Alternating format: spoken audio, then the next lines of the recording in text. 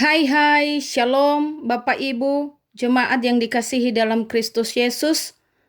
Kita akan membaca dan merenungkan firman Tuhan kembali. Hari ini kita berdoa terlebih dahulu.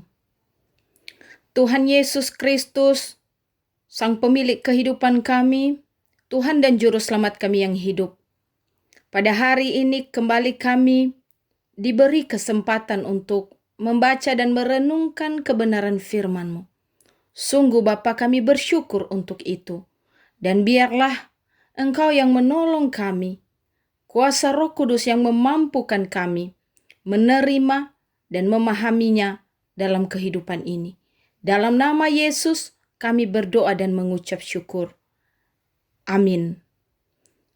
Jemaat yang dikasihi dalam Kristus Yesus, yang menjadi perenungan kita hari ini adalah Nats Khotbah di hari Minggu tanggal 21 Maret 2021 dari Ibrani pasal 5 ayat 5 sampai 10. Ibrani pasal 5 ayat 5 sampai 10, demikian firman Tuhan.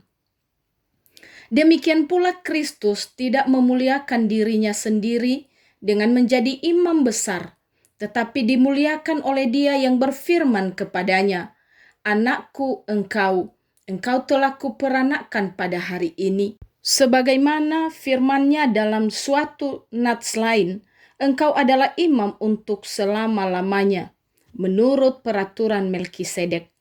Dalam hidupnya sebagai manusia, Ia telah mempersembahkan doa dan permohonan dengan ratap tangis dan keluhan kepada Dia yang sanggup menyelamatkannya dari maut, dan karena kesalehannya ia telah didengarkan. Dan sekalipun ia adalah anak, ia telah belajar menjadi taat dari apa yang telah dideritanya.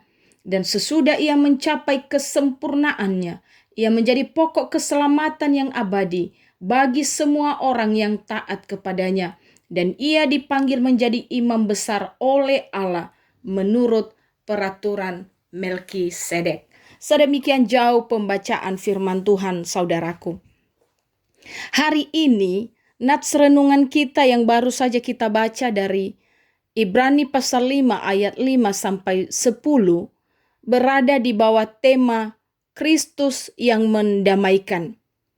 Untuk memahaminya, kita perlu membaca seluruh perikop dari pasal 4 ayat 14 sampai dengan nats perenungan kita kali ini di pasal 5 ayat 5 sampai 10.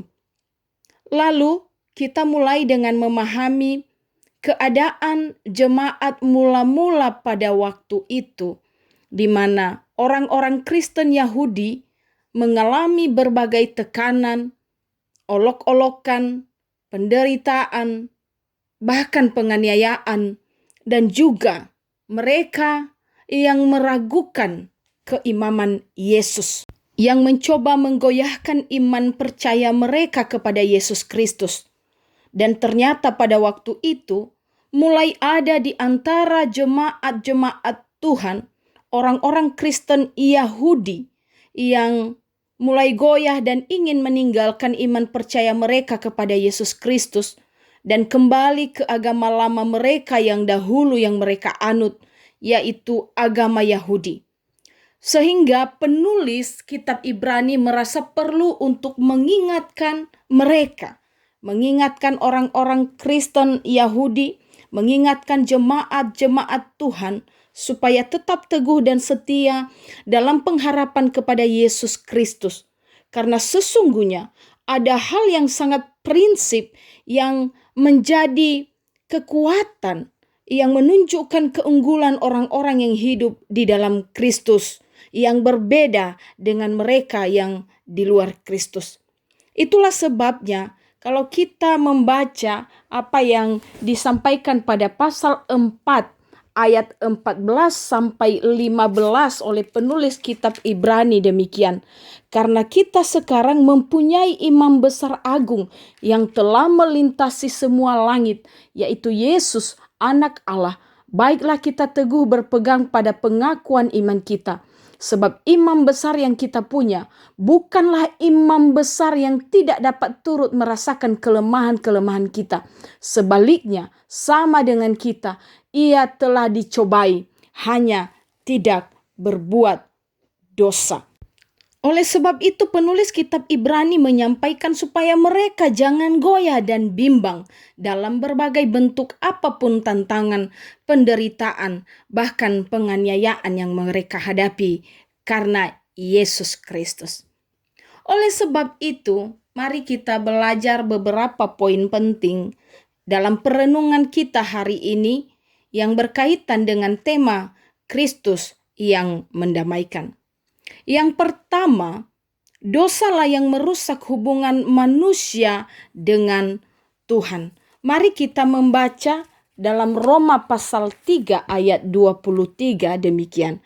Karena semua orang telah berbuat dosa dan telah kehilangan kemuliaan Allah. Apa yang ditulis di dalam Kejadian pasal 6 ayat 5, bahwa kejahatan manusia besar di bumi dan bahwa segala kecenderungan hatinya selalu membuahkan kejahatan semata-mata, benar adanya. Dan iblis seperti singa yang mengaum-ngaum mencari siapa yang hendak ia terkam, yang hendak ia mangsa.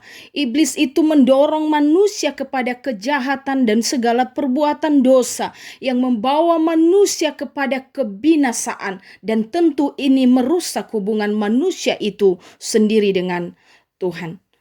Mari kita membaca Yakobus pasal 1 ayat 14 dan 15. Tetapi tiap-tiap orang dicobai oleh keinginannya sendiri, karena ia diseret dan dipikat olehnya. Dan apabila keinginan itu telah dibuahi, ia melahirkan dosa. Dan apabila dosa itu sudah matang, ia melahirkan maut.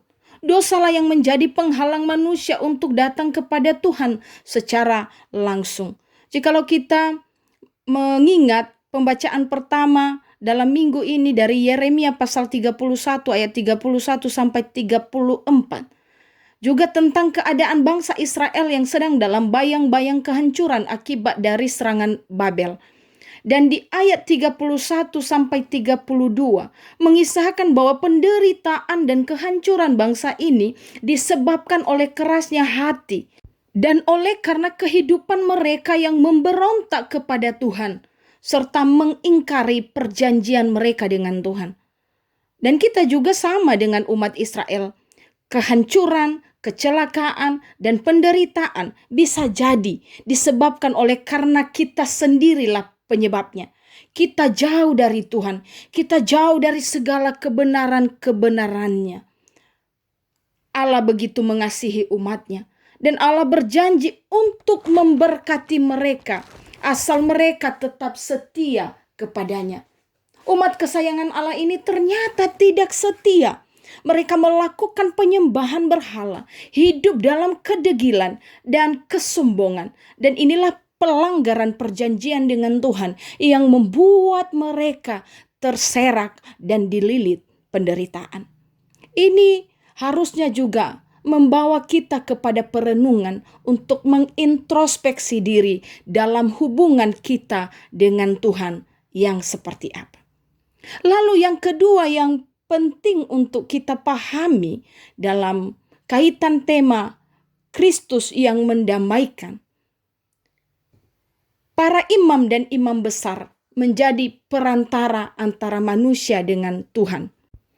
Karena telah rusaknya hubungan manusia dengan Tuhan, maka para imam dan imam besar dipilih dan ditugaskan untuk menjadi perantara yang menolong bangsa Israel menghadap Tuhan, masuk ke dalam ruang kudus dan ruang maha kudus di bait Allah, menjadi juru bicara antara manusia dengan Tuhan.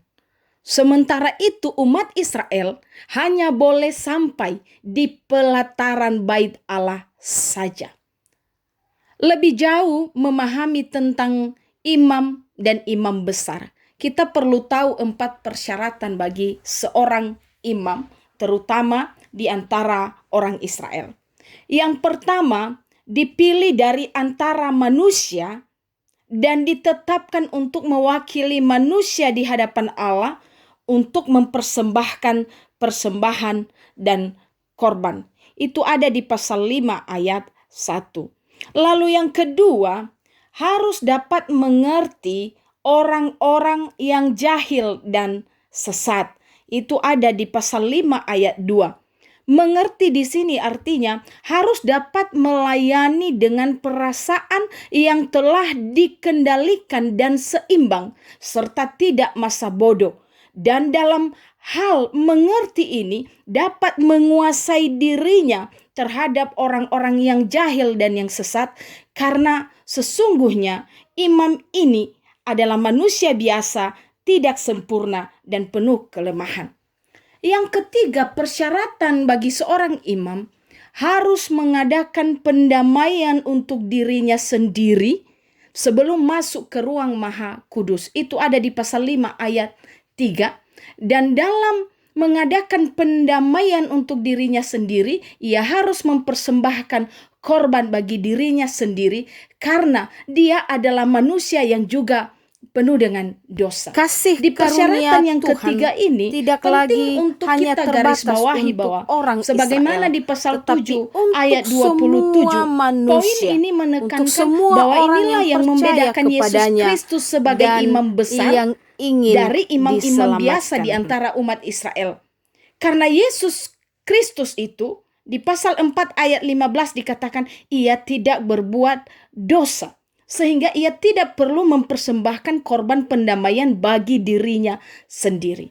Dan yang terakhir, yang keempat, persyaratan bagi seorang imam dipanggil oleh Allah sendiri untuk tugas yang telah dipercayakan kepadanya.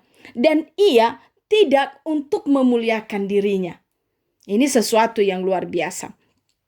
Yang ketiga, poin yang penting yang harus kita pahami dalam hubungannya dengan tema kita hari ini, hidup sebagai kasih karunia Allah semata. Yohanes pasal 3 ayat 16 jelas mencatat, karena begitu besar kasih Allah akan dunia ini, sehingga ia telah mengaruniakan anaknya yang tunggal, supaya setiap orang yang percaya kepadanya tidak binasa, melainkan beroleh hidup yang kekal. Kematian Yesus Kristus di kayu salib menggantikan setiap orang berdosa, setiap kita, Bapak, Ibu, saya, saudara-saudari yang seharusnya binasa, supaya kita selamat dan beroleh hidup yang kekal. Menebus kita dari hukuman karena dosa, dan ia sendiri yang menggantikan itu. Silakan kita baca di 1 Korintus pasal 1 ayat 30 Bapak Ibu, bahwa tentang kehadiran Yesus Kristus sebagai sang pendamai, Paulus memakai 3 kata untuk menjelaskannya. Yesus Kristus hadir untuk membenarkan, Yesus Kristus hadir untuk menguduskan, dan Yesus Kristus hadir untuk menebus. Apa yang kita lihat dalam perenungan kita dari kitab Ibrani hari ini? Penulis kitab Ibrani memaparkan keunggulan dan kesuperioritasan Yesus Kristus sang imam besar yang hadir sebagai pengantara antara umat Tuhan dengan Tuhan, antara manusia dengan Tuhan, memperbaiki hubungan yang rusak, dan ia sendiri menjadi korban pendamaian dan penebusan itu. Tidak hanya terbatas untuk bangsa Israel, tetapi secara universal untuk semua orang yang percaya kepadanya dan yang ingin diselamatkan. Ini berbicara tentang adanya anugerah Tuhan yang terbesar, dan inisiatif itu datang dari Tuhan sendiri, bukan datang dari umat Tuhan atau manusia. Yang keempat, kehadiran Yesus Kristus sang imam besar sebagai pendamai. Yesus Kristus sebagai imam besar sangat berbeda dengan para imam di antara umat Israel, baik itu Harun dan keturunannya. Jikalau manusia yang menjadi imam adalah manusia yang berdosa, sehingga ia harus mengadakan pendamaian untuk dirinya sendiri terlebih dahulu sebelum ia datang ke ruang Maha Kudus, sebelum ia membawa persembahan korban pendamaian untuk bangsa Israel. Ia harus terlebih dahulu mendamaikan dirinya dengan Tuhan. Tidak demikian dengan Yesus Kristus, imam besar yang sempurna. Dia adalah yang kudus dan tidak berdosa. Ini kita sudah bahas dari awal. Jika para imam besar datang 1 kali setahun ke ruang maha kudus buatan tangan manusia, maka Yesus Kristus sang imam besar hanya 1 kali untuk selamanya, dan dia sendiri yang menjadi korban pendamaian. Bapak Ibu, di Mazmur 110 ayat 4 sudah menubuatkan Yesus Kristus adalah imam di sepanjang zaman. Kematiannya di kayu salib, kebangkitannya dari antara orang mati, lalu ia naik ke surga adalah sebuah pengakuan, adalah sebuah klaim tentang dia yang tidak terbatas ruang dan waktu. Dan ini sungguh berbeda dengan para imam di antara umat Israel. Yesus Kristus imam besar, kekal adanya. Dan dia diam di tempat maha kudus, yaitu sorga yang kekal, yang bukan buatan tangan manusia, karena dialah Tuhan itu sendiri. Dalam rangka pendamaian, Yesus Kristus melaksanakan tugasnya. Di ayat 7 sampai dengan ayat 9, kita bisa melihat ketaatannya kepada Allah Bapa, meskipun ia menderita dan sengsara.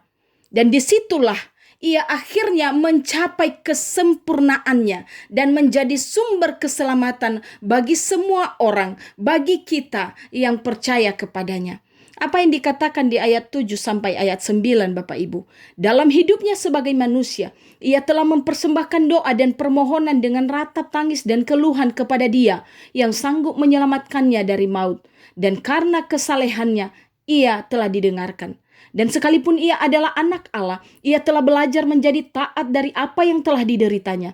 Dan sesudah ia mencapai kesempurnaannya, ia menjadi pokok keselamatan yang abadi bagi semua orang yang taat kepadanya. Di ayat 10, dan ia dipanggil menjadi imam besar oleh Allah menurut peraturan Melkisedek. Bapak, Ibu, saudara-saudari yang dikasihi dalam Kristus Yesus, kita patut bersyukur karena kita punya dan kita mempercayai Yesus Kristus sang imam besar dalam hidup kita. Ia sang imam besar yang adalah Tuhan, Raja di atas segala raja. Ia adalah Allah pencipta yang berdaulat atas semua ciptaannya. Oleh sebab itu, jangan pernah takut, jangan pernah bimbang ataupun khawatir dengan segala sesuatu yang kita hadapi dan alami dalam perjalanan kehidupan di dunia yang sementara ini. Termasuk ketika kita mengalami dan menjalani pergumulan sebesar dan sesulit apapun. Karena ada yang jauh lebih indah dari apapun di bumi ini, jikalau kita tetap percaya dan setia kepadanya sampai pada akhir, yaitu keselamatan hidup yang kekal. Dalam Kristus tabir sudah dibuka, dan oleh Dia dan karya kasih-Nya, manusia dapat memasuki tahtanya yang kudus. Hari ini, melalui perenungan firman Tuhan, kita sebagai orang percaya di zaman ini, apalagi dengan kurang lebih 1 tahun kita berjuang bersama melawan yang namanya pandemi COVID-19 dengan berbagai dampak yang mengikutinya, kita diingatkan untuk menghidupi beberapa hal. Yang pertama, menjadikan Yesus Kristus sang imam besar sebagai teladan dalam ketaatan dan kesetiaan kita sampai pada akhir. Lalu yang kedua, kita hadir sebagai orang percaya di bumi ini untuk belajar seperti Yesus Kristus menjadi agen pendamaian, agen pembawa kebenaran dan keadilan. Yang ketiga, kita sebagai orang percaya harus hidup dalam pertobatan yang sungguh dan penyerahan totalitas hidup kepada Tuhan Yesus. Yang keempat, sebagai orang yang percaya kepada Yesus Kristus, jalinlah relasi yang baik dengan sang imam besar lewat waktu-waktu doa dan saat-saat teduh. Dan yang kelima, yang terakhir, kita sebagai orang percaya yang percaya kepada Yesus Kristus menjadi pelaku firman Tuhan, karena iman tanpa perbuatan adalah mati. Demikianlah perenungan kita pada hari ini, Bapak Ibu. Mari kita membaca ayat hafalan dari Ibrani pasal 5 ayat 9b Ibrani pasal 5 ayat 9b, demikianlah firman Tuhan.